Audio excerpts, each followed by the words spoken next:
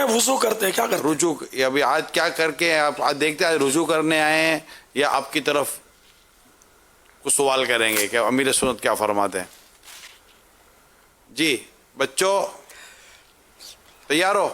چلیں.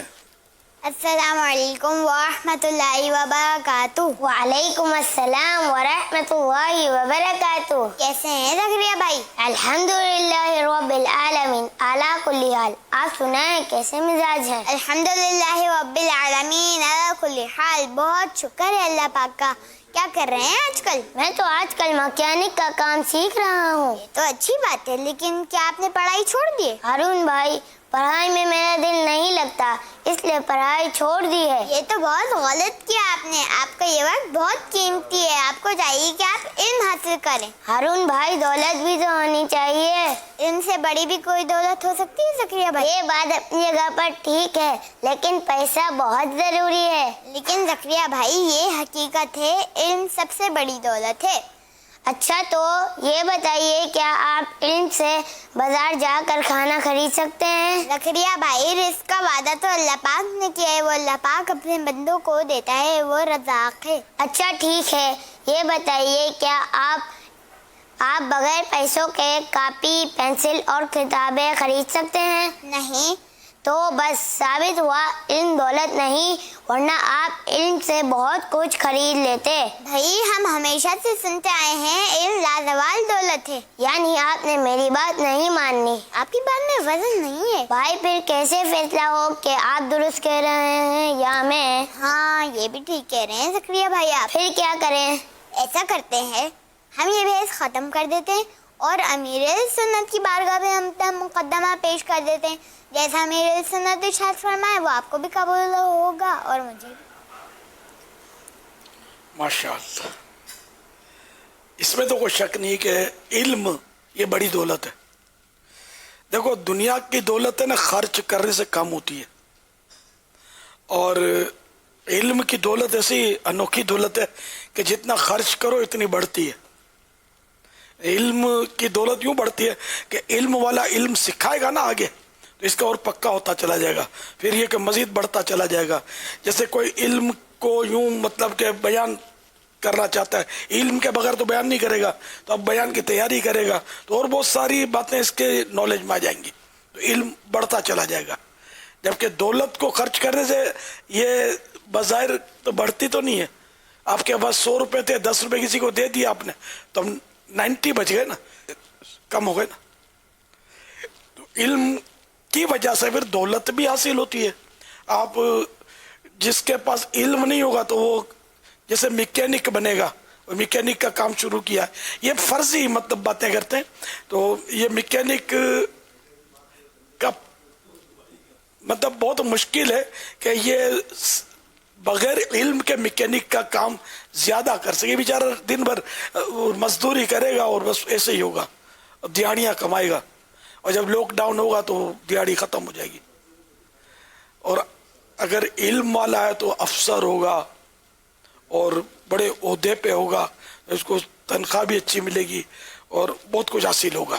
یعنی علم دین اگر اس کو ہے تو عالم دین بنے گا. تو اگر علم دین کو یہ مزید بڑھانے کے لیے تدریس کرے گا، پڑھائے گا تو اس کو تنخواہ ملے گی. امامت اگر یہ کرے گا وہاں سے بھی اس کو تنخواہ مل جائے گی. پھر ٹیوشن پڑھائے گا تو وہاں سے بھی تنخواہ مل جائے گی. پھر کتابیں لکھنے کا اگر وہ کام جانتا ہے، کتابیں لکھے گا تو وہاں سے بھی یہ اگر اس پر بھی کچھ کمانا چاہے دنیا کی دولت تو یہ کما سکے گا. یعنی علم کے ذریعے یوں مفتی بن گیا تو بہت ساری اس کو مفتی کی تنخواہ، دارالفتاء میں اگر یہ کام کرے گا تو اس سے بھی زیادہ تنخواہ ہوگی. تو یوں دینی علم ہو یا دنیاوی علم ہو، یہ اگر زیادہ ہوگا تو یوں اس کو زیادہ آمدنی ہو سکتی ہے. اب جیسے کہ یہ خودکشیوں کے معاملات پر میں کبھی غور کرتا ہوں نا، تو خودکشی کرنے والے جو ہے نا، یہ دنیاوی علم والے تو مل جائیں گے لیکن دینی علم والے میں نے کبھی نہیں سنا. آپ نے بھی نہ سنا ہو کہ ہماری مسجد کے خطیب صاحب نے خودکشی کر دی، فلاں علامہ صاحب نے خودکشی کر دی.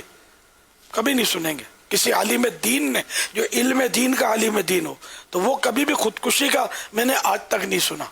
تو یوں علم جو ہے نا یہ ہلاکت سے بربادی سے بچاتا ہے.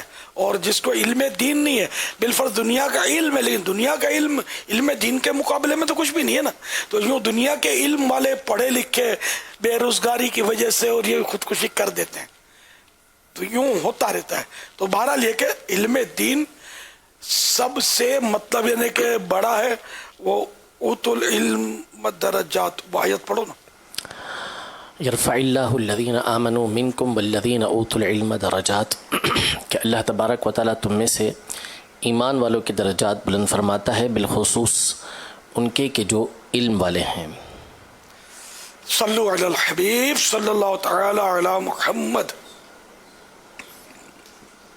صلو علی الحبیب صلی اللہ تعالی علی محمد. جی ماشاءاللہ مدنی منوں کا مکالمہ بھی ختم ہوا, جواب بھی آ گیا. مکالمہ یوں تھا تیاری کر کے آئے تھے مدنی منع. اللہ دونوں کو عالم دین بنائے, مفتی اسلام بنائے. ماشاءاللہ. पापा ایک تو معیاری ہے یہ شاید تو ہی. जी نعمان सिराज سراج نعمان کے بھائی ہو. जी ہاں, بڑے साद ہو. मयारी का बेटा हूँ. ہیں؟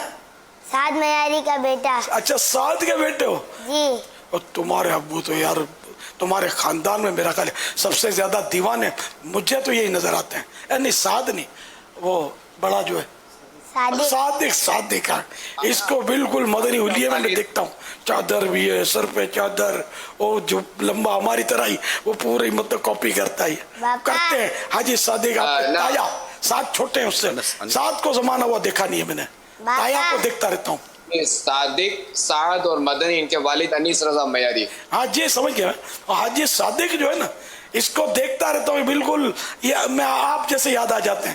حاجی رضا جیسے نہیں, بالکل سادے سادے, وہ کرچیلی چادر نے کرچیلی بغیر استری کی مطلب یوں. تو یہ اس طرح بالکل درویش کی طرح نظر آتے ہیں. ماشاءاللہ سب کو برکت دے. पापा पापा चल मदीना करी दियो. سعد کبھی مطالبہ لے کر آوے تو کی چاہے چل مدینہ چاہیے نا پہ کہتا پین ہے. पापा कभी चल मदीना नहीं करा. انشاءاللہ کدی نہ کدی یہ بھی تھی انہوں انشاءاللہ. हाँ दुआ करो. اللہ خیر کرے. صلو علی الحبیب صلی اللہ تعالی علی محمد. روزے کی حالت میں